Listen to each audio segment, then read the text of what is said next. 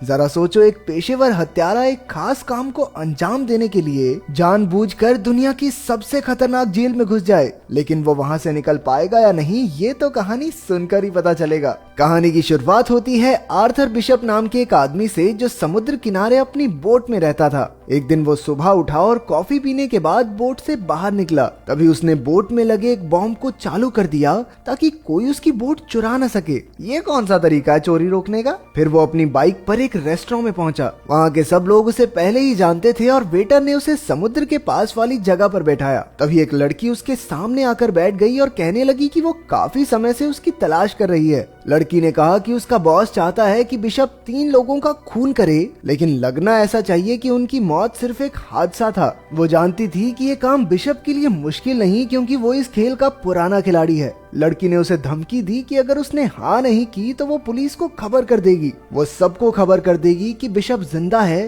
क्योंकि पिछली बार वो अपनी मौत का नाटक करके पुलिस से बच निकला था। तभी बिशप ने देखा कि इस लड़की के साथ कुछ और भी लोग हैं जो उसे ही देख रहे थे। अचानक उसने अपना फोन निकालकर उस लड़की की तस्वीर ले ली। जैसे ही लड़की ने बंदूक निकालने की कोशिश की तो बिशप ने उस पर हमला कर दिया। ये देखकर लड़की के साथी भी बिशप पर टूट पड़े, लेकिन उसने एक एक करके सबको धूल चटा दी। फिर बिशप ने देखा कि नीचे से और गुंडे उसे पकड़ने आ रहे हैं, इसलिए वो दीवार से कूदकर एक केबल कार पर लटक गया। उस लड़की ने अपने साथियों के साथ बिशप का पीछा किया और केबल कार में घुस गई। वो बिशप को अंदर ढूंढ रही थी, लेकिन वो तो छत पर था। लड़की ने छत पर बंदूक चला दी, लेकिन बिशप ऐन वक्त पर कूद गया और एक पैराशूट पर जा गिरा। रात को जब वो अपनी बोट पर जाने लगा तो उसने देखा कि 2 लोग पहले से ही वहाँ मौजूद थे। उसने बिना समय गवाए अपना फोन निकाला और बोट में धमाका कर दिया। इसके बाद वो माल उतारने और चढ़ाने की जगह पर पहुंचा। उसने एक डब्बा खोला और अपने पासपोर्ट्स और बाकी कागज जला दिए। फिर बिशप थाईलैंड के एक टापू पर गया, जहां वो एक लड़की से मिला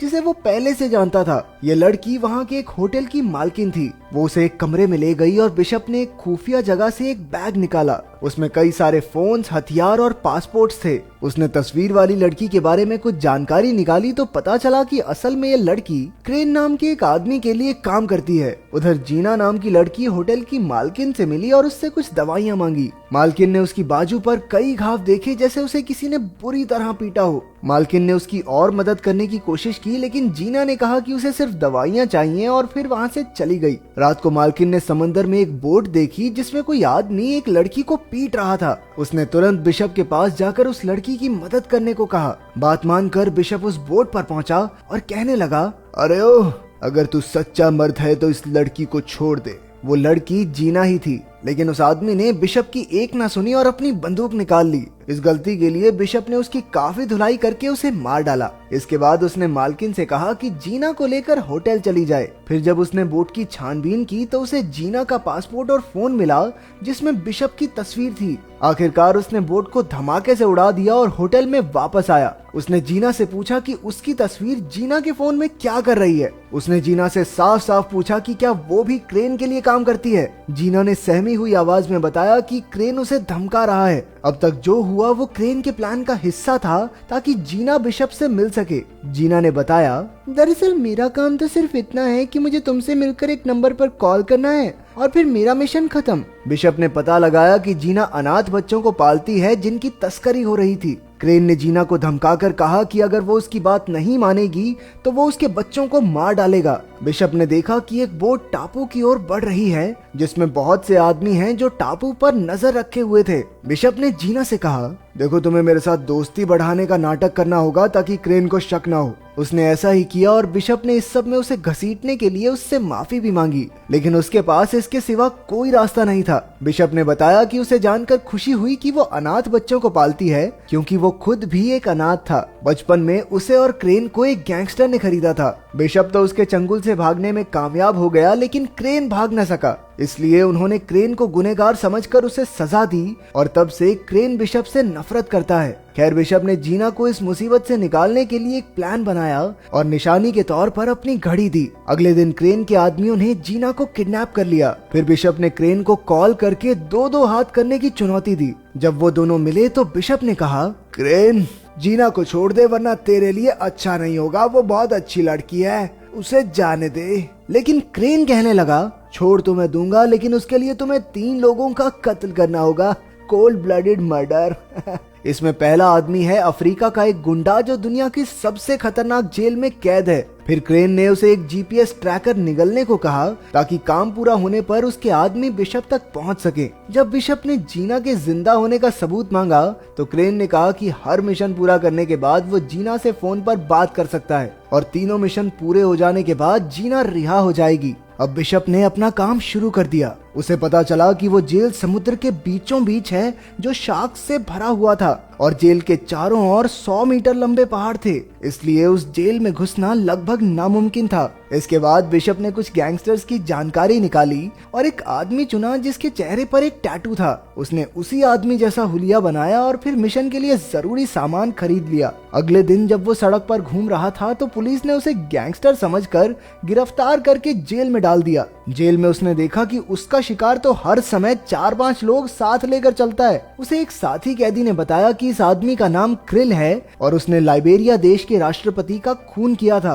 अब तक कई कैदी क्रिल को मारने की कोशिश कर चुके थे। जब क्रिल पर फिर से हमला हुआ तो इस बार बिशप ने उसकी जान बचा ली। क्रिल ने उसका शुक्रिया अदा किया और उसे खाने पर बुलाया। जब बिशप उससे मिलने गया तो उसने क्रिल की जान ले ली और सबको लगा कि उसकी मौत जहरीला खाना खाने से हुई है। फिर बिशप ने तुरंत जेल की दीवार में धमाका किया और अपने पूरे शरीर पर ऐसा स्प्रे छिड़का जिससे शार्क्स उसके नजदीक न आए। अंत में उसने जीपीएस कैप्सूल निगला और समुद्र में कूद गया। उधर बोट के कैप्टन के पास मैसेज आया कि बिशप ने काम पूरा कर दिया है। उसकी लोकेशन ढूंढकर क्रेन के आदमियों ने उसे बचा लिया। फिर बिशप ने जीना से फोन पर बात की तो जीना ने बताया कि बिशप के पास अगले आदमी को मारने के लिए सिर्फ 36 घंटे हैं, नहीं तो वो लोग जीना को मार देंगे। अब क्रेन ने उसे दूसरे आदमी की जानकारी भेजी। इस आदमी का नाम एड्रियन है जो कि एक अरबपति था। ये इंसानों की तस्करी का धंधा करता है, लेकिन उस तक पहुंचना बहुत मुश्किल था क्योंकि वो ऑस्ट्रेलिया में एक बिल्डिंग के 58वें माले पर रहता है जहाँ के सारे दीवार, दरवाजा, खिड़की बुलेट प्रूफ थे।